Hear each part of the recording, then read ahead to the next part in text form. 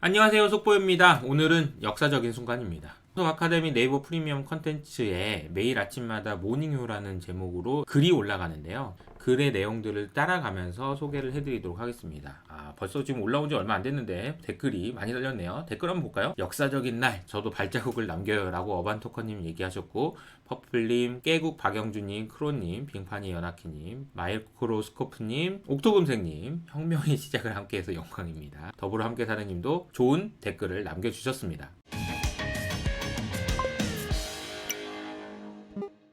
아침마다 내용을 정리하고 그 내용을 제가 라이브로 음성 메시지로 지금 남겨놓고 있어요. 그래서 그 내용을 오늘은 15분이나 되는 내용인데요. 이 내용을 여러분도 들어가 보시면 음성을 들으실 수 있도록 만들어 놨으니까 오늘만큼은 꼭 한번 들어보셨으면 좋겠습니다. 이렇게 틀어놓고 읽으시면 훨씬 더 집중이 잘 된다고 하시더라고요. 자, 우선 비트코인 ETF가 승인됐습니다. 역사적인 순간이죠. 그래서 저는 이제 한마디로 이렇게 표현할 수 있을 것 같아요. 비트코인 가격이 제로가 될 가능성은 이제 제로가 되었습니다.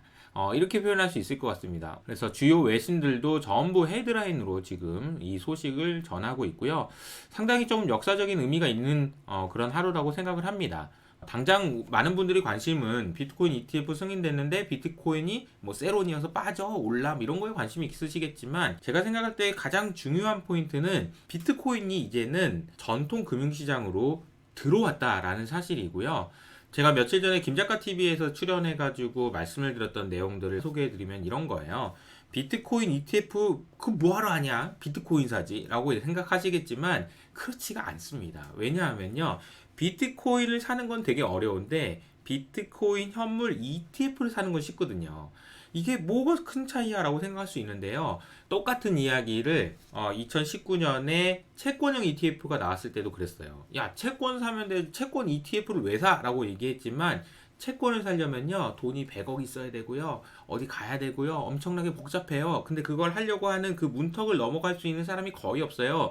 그런데 채권형 ETF를 사면은 그냥 이렇게 하면 되잖아요. 이렇게 할 수 있다라는 것이 얼마나 큰 임팩트를 갖는지 아십니까? 그래서 채권의 가격이 너무 많이 올라가지고 심지어 금리가 마이너스에 갈 정도로 가격이 많이 올랐던 사례들도 있었잖아요. 아마 비트코인 ETF도 그런 일들이 나타나지 않을까라는 생각을 하고 있습니다.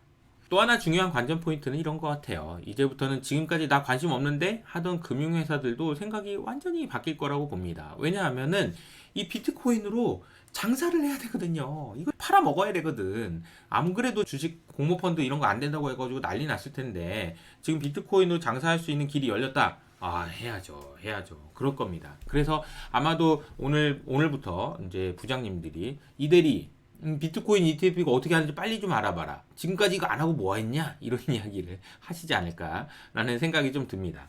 이런 얘기를 하니까 저희 이제 클럽 H에 계시는 이제 그 한 변호사님께서 이렇게 얘기하셨어요. 부장님, 자본시장법 103조 때문에 안 됩니다. 라고 얘기를 하셨습니다. 이런 분위기가 좀 많이 바뀔 것 같아요. 그래서 비트코인에 대한 관심은 여전히 계속 가져야 된다라고 생각을 하는데, 뜬금없이 어제 제일 많이 올랐던 거는 이더리움이었어요. 이더리움이 10%나 올랐다. 그리고 엔비디아도 지금 연일 지금 사상 최고치를 쓰고 있는데요. 그 자세한 내용을 보시기 위해서는 안델공학 에러님이 설명해 주신 영상이나 혹은 작년 말부터 계속해서 엔비디아가 왜 JP모건 헬스케어에 등장하냐 라는 이야기를 열변을 토하면서 이야기해 주셨던 원조죠. 네, 강하나 연구원님의 영상을 꼭 한번 참고해 보시면 좋을 것 같습니다. 그 외에 가격 변화들을 쭉 제가 설명을 드리고요. 중요한 내용 한 가지만 간단하게 소개해 드리도록 하겠습니다. 이게 연준이 언제 항복할 거냐라는 제목인데요. 3월에 있을 일들에 대한 설명만 좀 해드리도록 하겠습니다. 우선은 영레포, 그러니까 은행이 연준에다 맡긴 예금이라고 볼 수 있는데 이 예금 잔고가 떨어집니다. 그러니까 예금 잔고가 떨어진다라고 이해를 하시면 될 것 같아요. 돈이 떨어진다는 거죠. 그런데 BTFP라고 해가지고 작년 SVB 은행 사태가 났을 때 연준에서 정말 말도 안 되게 파격적인 조건으로 지방은행에게 대출해줬던 그 대출 프로그램이 종료됩니다. 자, 그러니까 예금도 떨어져, 대출도 안 해줘? 그럼 야 이거 큰일 났네, 이런 이야기가 나올 수 있다라는 거고, 그렇기 때문에 많은 투자자분들이 이 이벤트를 가지고 3월 달을 걱정을 하고 있습니다.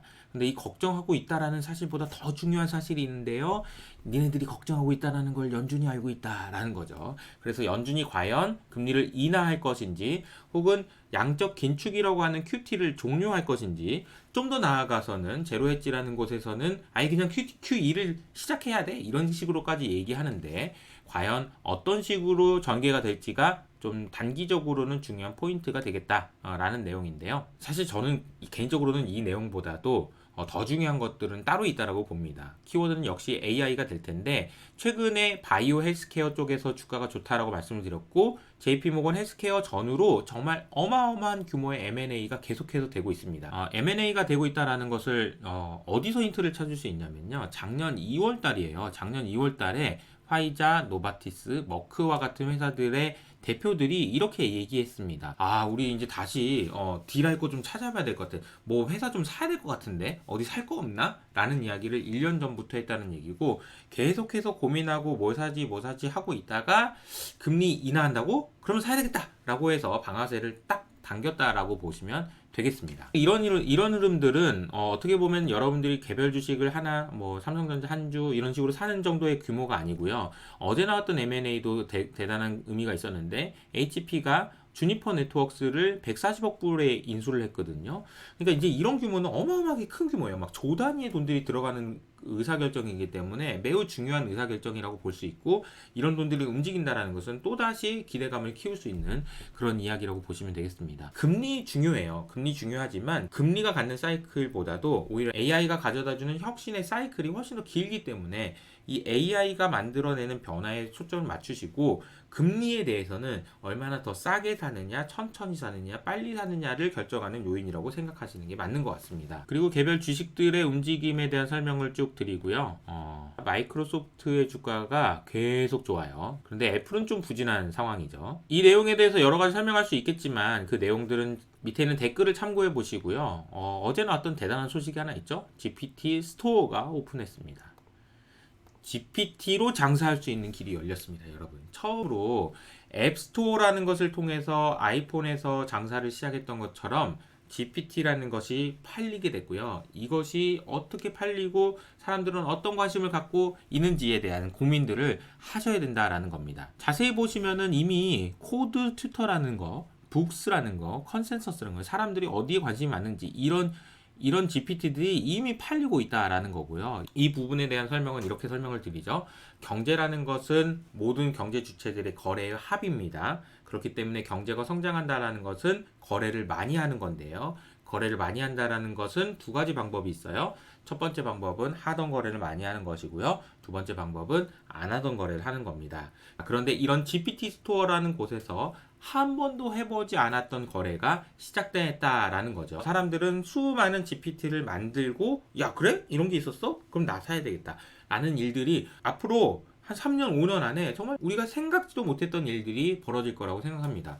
에이 뭘 그렇게까지 이렇게 생각하실 수도 있는데요, 잘 생각해 보시면 앱스토어가 처음 나왔을 때도 우리 그런 생각 했었잖아요. 에이 이거 가지고 뭐 할 수 있어? 지하철 노선도 이런 거 할 수 있나? 뭐 버스 노선도 할 수 있어? 이런 생각들을 했었지만, 사실은 이 앱스토어 안에서 우리는 지금 너무나도 많은 것들을 하고 있잖아요.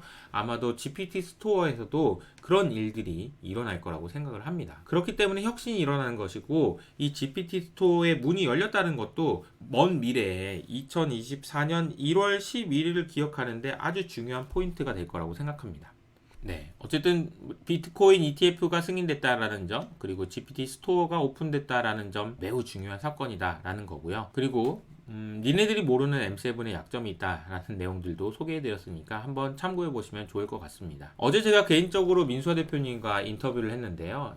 민수아 대표님 워낙 인사이트 있으시고 5개월 전에 이미 AI가 가장 접목되는 곳이 바이오다라는 점을 지목해 주시고 투자 상품도 이야기해 주셨었잖아요. 어제 인터뷰를 하면서 인상적이었던 거는 그런 부분입니다.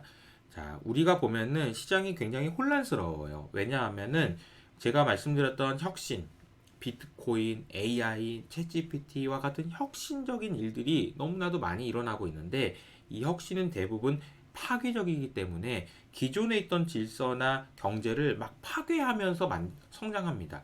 그리고 이렇다 보니까 이 두 개를 같이 보게 되면 좋은 것도 있는데 안 좋은 것도 있어. 안 좋은 게 더 큰 것 같은데? 라는 생각들을 하게 돼서 혼란스러울 때가 많은데요. 사실 우리가 투자의 관점에서 생각을 해보면 더 중요한 것은 혁신이 어디서 일어나는지라는 것이고요. 이 부분에 대해서 고민을 계속 하시고 스테이 AI 하실 필요가 있다라는 말씀을 좀 드리면서 오늘은 여기서 마무리하도록 하겠습니다. 좀 더 자세한 내용과 설명이 필요하신 분은 모닝웨이 들어가셔가지고 음성을 꼭 확인해 보시기 바랍니다. 그럼 저는 여기서 인사드리도록 할게요. 안녕!